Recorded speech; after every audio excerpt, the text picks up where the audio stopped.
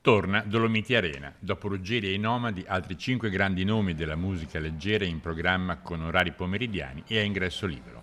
Si comincia domenica 23 luglio con Ron a Santa Giustina, poi sabato 29 Daniele Silvestri ad Alpago.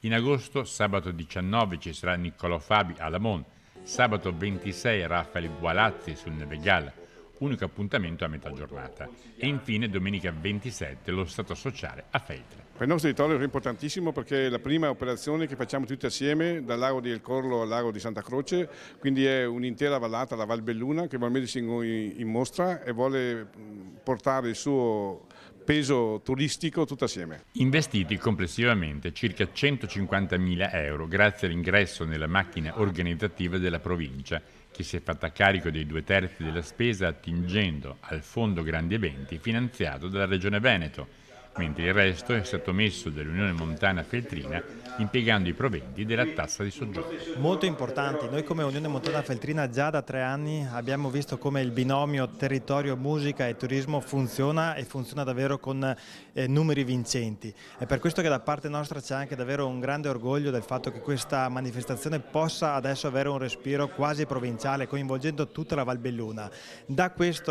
Con questo passo, a mio avviso, davvero si fa un passo in avanti come turismo a livello provinciale, ci porterà ad avere soddisfazioni e raccogliere risultati positivi anche economici.